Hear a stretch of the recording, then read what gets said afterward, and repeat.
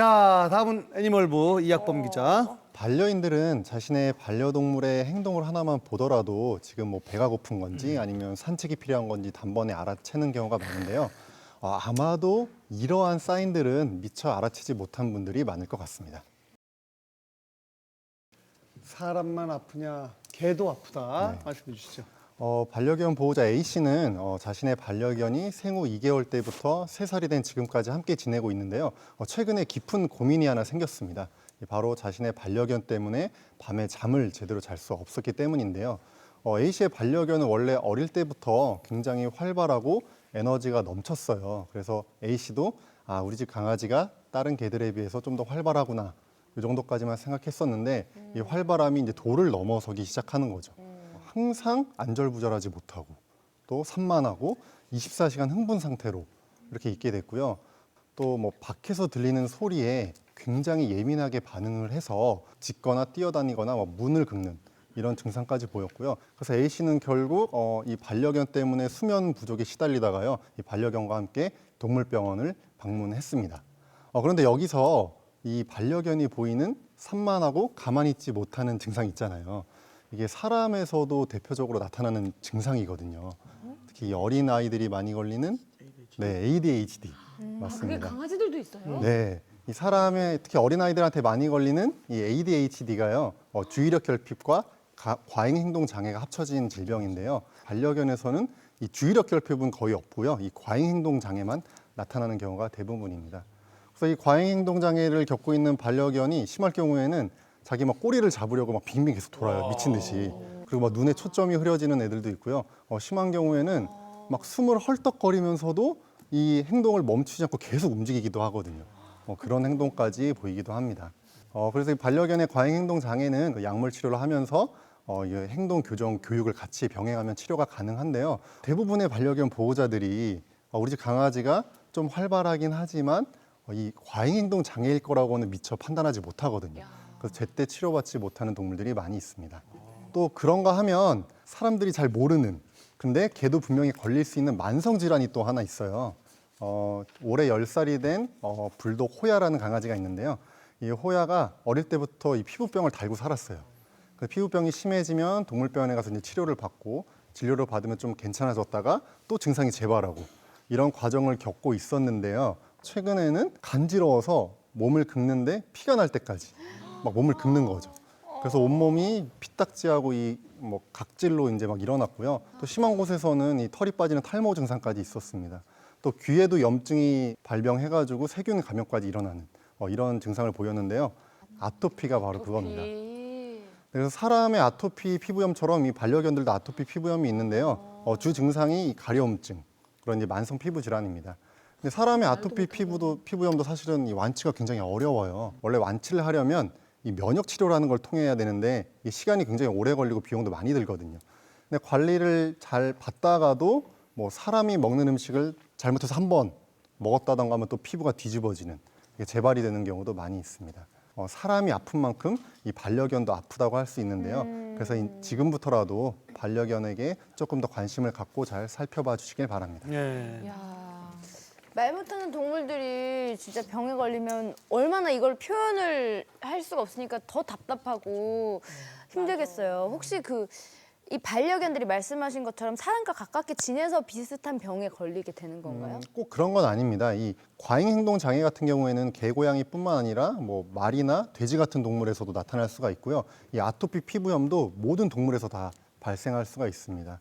근데 우리가 뭐 흔히 산업동물, 이 축산동물이라고 부르는 동물에 비해서 개, 고양이가 사람과 더 많이 접촉을 하잖아요. 그러니까 더 많이 쉽게 발견된다고 보시면 됩니다. 그런데 뭐 강아지들 같은 경우에 사람보다 더 과잉 행동 장애를 알아차리기가 쉽지 않을 것 같아요. 원래 강아지들 하는 일이 막 부산하게 돌아다니고 밖에 소리 들리면 짖고 하는 거잖아요, 원래. 네. 맞아. 네, 맞습니다. 그래서 강아지가 뭐 가만히 있지 않고 또 자주 짖는다고 무조건 과잉 행동 장애는 절대 아닙니다. 특히 2살 이하의 강아지가 뭐 가만히 있지 않고 계속 돌아다닌다. 이거는 과잉 행동 장애가 아니라 운동이 부족해서 그런 경우일 확률이 높거든요. 이런 경우에는 산책을 충분히 시켜주면 해결될 가능성이 높고요. 이 반려견이 밖에서 인기척이 들려서 짖었다. 근데 사람이 우연히 이렇게 지나가다가 강아지가 짖는 소리를 듣고 그 집을 지나쳐 갔어요. 그럼 인기척이 사라졌잖아요. 그럼 강아지는 내가 짖어서 사람이 떠나갔구나, 내가 집을 잘 지켰구나라고 착각을 하면서 이 짖는 행동이 점점 강화가 되는 거죠. 근데 이런 문제들도 뭐 앉아, 기다려 이런 기본적인 예절 교육을 통해서 해결할 수가 있어요. 근데 만약에 우리 집 강아지가 3살이 넘어갔다. 그리고 산책도 충분히 운동도 시켜준다. 기본 예절 교육도 돼 있다. 그럼에도 불구하고 아까와 같은 증상을 보인다면 그때는 과잉행동 장애를 좀 의심해 볼 필요가 있습니다. 우리가 그거를 간과하고 있었네요. 윤정수 씨, 네네. 녹화 끝나고 산책을 좀 갑시다. 다이빙 우리가 그냥 다이빙도 몰아붙이기만 해야 돼. 했어. 몰아붙이기만 했어. 산책을 미안해. 한 번 정도는 해보고 경과를 좀 봤어야 되는데. 들여다 봤어야 됐는데 나 여기 너무 좀만 미안해. 긁어줄래? 아토피가 있거든. 알겠어요. 재미없는 거하고 과잉 행동 장애는 상관이 없는 거죠. 상관이 없어요. 네. 이제 잘 편집하면 좋을 수 있습니다. 부담 주지 마. 아니 근데 그 강아지들 피부병 있는 경우는 좀 봤어요. 근데 네. 그게 아토피라는 생각 못 했거든요. 네. 이것도 뭐 새집증후군 이런 환경 영향을 받나요? 네, 봤습니다. 되게 놀라운 것이 사람의 아토피 피부염이랑 이 강아지 아토피 피부염의 발병 기전이 굉장히 비슷하거든요. 사람도 요즘에 환경 오염이 심해지면서 아토피 환자가 빠르게 늘고 있잖아요. 반려견 아토피 피부염도 빠르게 늘고 있는데요. 한국 분들이 진먼지, 진드기에 알러지 있는 분들이 많잖아요. 비염 같은 거. 그래서 우리나라 반려견들도 이 진먼지, 진드기에 아토피를 보이는 애들이 되게 많아요. 그래서 아마 사람과 같이 살다 보니까 체질도 좀 비슷해지는 게 아닌가 그런 생각이 듭니다. 그 외에 이제 또 사람의 병이 걸릴 수 있는 게 있습니까? 반려동물. 네, 반려동물이 사람의 병에 걸릴 수 있는 게 많이 있는데요. 뭐 이 개고양이에 알러지가 있어서 이렇게 못 만지는 분들이 많이 있잖아요. 있어요. 네.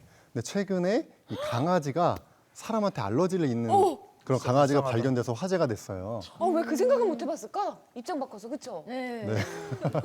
진짜로. 왜 야. 강아지들은 다 좋을 거라고 생각했을까? 영국무대 독백도 아니고. 네네네. 네, 그래서 미국의 한 유기견의 사례인데요. 이 유기견이 보호소에 들어오기 전에도 피부병이 굉장히 심했어요. 보호소에 들어와서 잘 관리를 받음에도 불구하고 피부병이 좋아지지 않았던 거죠. 그리고 한 가정집으로 입양을 갔는데 거기서도 피부병이 더 심해져서 다시 보호소로 돌아오게 된 거예요. 그래서 검사를 해봤더니 사람의 비듬이나 각질에 알러지 반응을 보이는 그런 경우로 밝혀졌습니다. 야, 되게 신기하네요, 네. 진짜. 자, 뭐 레이디 제이는 동물 얘기가 나왔는데 예전부터 뭐 동물 누구랑 좀 이렇게 닮았다고? 저는 고양이 닮았다는 소리를 많이 고양이. 들었었어요. 눈 약간 때문에. 고양이. 그래. 확실히 들었어요? 아니면 본인 생각이에요? 원래 고등학교 때부터 많이 들었어요. 그게 뭐 좋은 건가요? 고양이 닮았다는 게? 보통 여자한테 고양이, 여우는 굉장히 상징적으로 좋은 거죠. 그런 그래요? 얘기 들었어요? 왜냐면 사주에서는 여우상, 고양이상은 남편복이 굉장히 많아요. 그래서 매력이 있으니까 그렇다 이거죠? 본인은 뭐 닮았다는 얘기 들었어요? 저는 고양이, 여우 반반. 좋은 거 장점 맞춰야겠다. 제 내가 볼 생각입니다. 때 그러면 반반 닮아가지고 남편복은 뭐 터져나갈지 모르는데 일복은 없겠다. 그런가? 예. 윤정수 씨도 뭐 동물 뭐 약간 두꺼비 닮았다는 얘기를. 코알라. 코알라. 약간 그 느낌. 짧고. 수달이요. 거북. 하여튼 되게 비슷한 동물류가 많이 닮았네요. 두꺼비, 뭐 수달. 자라. 수달도 있네. 수달 이렇게 하면 막 뭐 이런 걸 해야 되는 거 아니에요? 자, 알겠습니다. 어쨌든 두꺼비 닮았다는 얘기를 좀 많이 들었어요. 예. 끝까지 흉내 안 낼 거예요? 아니 뭘 해야 될지 몰라서. 네, 이러고 활동했어. 해야 될지. 뭘 해야 될지 몰라가지고. 그래 두꺼비는 어렵긴 하다. 코알라도 어렵다. 그 코알라도 어렵다. 그러네. 자, 이학범 기자 마지막으로 정리해 주시죠. 두 가지만 좀 추천드리고 싶습니다. 첫 번째는 우리 사람도 만 40세가 되면 생애 전환기 건강검진을 추천받잖아요. 그래서 이 반려견, 반려묘도 만 5세에서 8세 사이에 생애 전환기가 있거든요. 그래서 그때 건강검진을 해주시면 좋을 것 같고 네, 또 하나는 우리 사람도 1년에 한 번, 2년에 한 번씩 건강검진을 받잖아요. 근데 반려동물에게 1년은 사람으로 치면 거의 4년에서 8년이거든요. 1년에 한 번 건강검진을 해준다 하더라도 이게 부족해요. 그래서 최소한 1년에 한 번은 건강검진을 해주시면 좋은데 저는 그래서 반려동물 생일날 생일 선물로 건강검진을 해주라고 그렇게 추천드리고 있습니다. 좋은 말씀입니다.